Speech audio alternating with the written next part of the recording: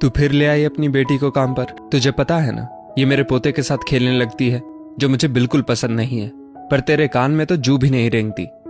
ललिता जी अपनी काम वाली बाई कमला पर बरस पड़ी। वो माँ जी, मेरी सास की तबीयत खराब है ना, बच्ची उनको परेशान करती, बेकार में उनके आराम में खलल पड़ता, इसलिए अपने साथ ले आई। मैं इसे अपने पास ही बैठा कर रखूंगी, नहीं जाने दूंगी आरव बेटे के पास, कमला ने हाथ जोड़ते हुए कहा। कमला ललिता जी के घर पिछले 5 वर्षों से काम करती है। उसकी 3 वर्षीय बेटी मीनू ललिता जी के पोते आरव के साथ खेलती। दोनों को एक दूसरे के साथ खूब भाता था। कमला अपने साथ मीनू को कभी कभी काम पर लेकर आती, पर ललिता जी से बर्दाश्त नहीं होता कि उनका पोता काम वाली की बेटी के साथ खेले। ललिता जी की पैनी नजर हमेशा कमला और उसकी बेटी पर लगी रहती थी। वो आज के जमाने में भी काम वाली को इंसान ना समझकर हीन भावना से देखती, पर ललिता जी की बहू पूजा को मीनू से विशेष लगाव था। मीनू को देख लगता ही नहीं था कि वो किसी गरीब काम वाली की बेटी है। पूजा उसे कुछ न कुछ खाने को दे देती तो ललिता जी चिल्लाती, अरे बहू, इसी तरह से कुछ न कुछ पकड़ाओगी तो लालच में रोज माँ के साथ आ धमकेगी।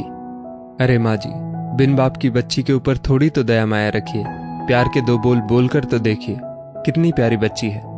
पिछले साल ही तो बच्ची के सिर से उसके पिता का साया हमेशा के लिए उठ गया। वो कितना मनहूस दिन था जब कमला का पति एक सेकंड हैंड बाइक लेकर आया था।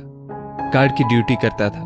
वो बाइक चला रहा था, कहीं से एक ट्रक सामने आ गया और दुर्घटना में वो बच ना सका। पूजा ने भरे गले के साथ कहा। 2 दिन बाद पूजा को कमला बाई का फोन आता है। दीदी, मेरी सास गुजर गई, अब मैं काम पर नहीं आ पाऊंगी, क्योंकि माँ जी को मीनू का वहां आना पसंद नहीं। मैं उसे अकेले किसके सहारे छोड़कर आऊं, और मेरी भी कुछ दिनों से तबीयत ठीक नहीं चल रही। पूजा कमला के पास उसकी सास के गुजर जाने का दुख प्रकट करने जाती है। कमला, अपना ध्यान रखना, और किसी चीज की जरूरत हो तो निसंकोच कहना, और ये लो 10,000 रुपए, तुम्हारे काम आएंगे। मैं भी मजबूर हूं, इससे ज्यादा तेरे लिए कुछ नहीं कर सकती।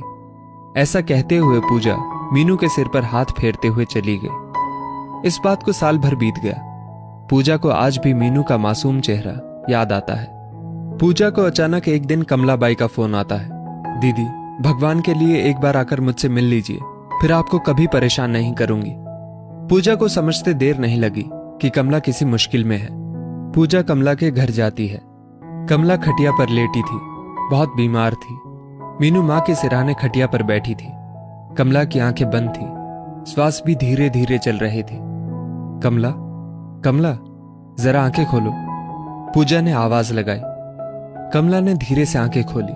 उसे बोलने में भी दिक्कत हो रही थी। दीदी जी, मेरे पति के पास जाने का समय आ गया है, पर मेरे प्राण मेरी बच्ची पर ही अटके हैं। मेरे जाने के बाद मेरी बच्ची का क्या होगा?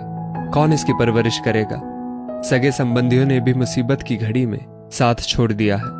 मैं आपका ही इंतजार कर रही थी। क्या आप इसकी किसी अनाथ आश्रम में रहने की व्यवस्था करा सकती हैं, ताकि मैं निश्चिंत होकर मर सकूं? कमला ने हाथ जोड़ते हुए कहा। ऐसा क्यों कहती है पगली? हम तुझे कुछ नहीं होने देंगे, तेरा अच्छे से अच्छा इलाज कराएंगे, पूजा बोली।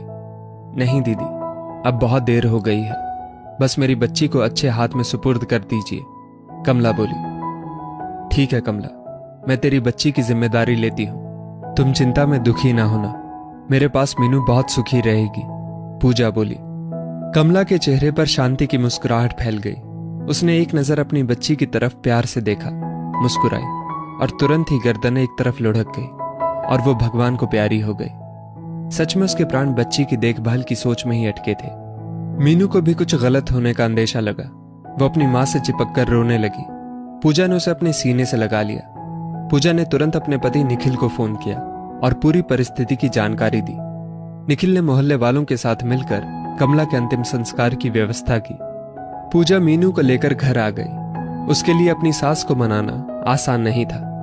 हरगिज नहीं, ये बच्ची हमारे घर का हिस्सा नहीं बन सकती, इसे किसी अनाथ आश्रम में छोड़ाओ, ललिता जी गुस्से में बोली।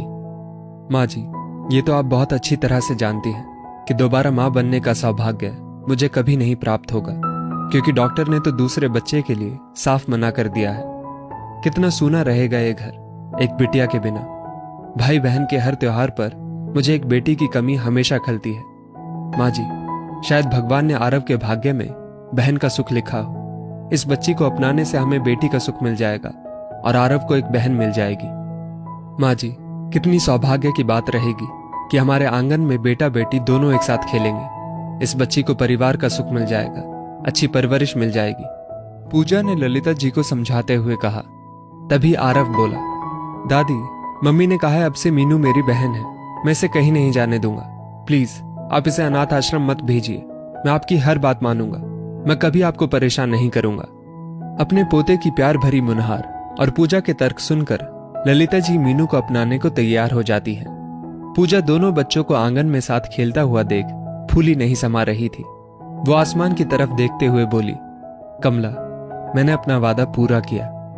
दोस्तों, इस स्टोरी को लेकर आपकी क्या राय है नीचे कमेंट करके जरूर बताइएगा, और ऐसी ही और भी बेहतरीन वीडियोस के लिए हमारा पेज जरूर फॉलो करें।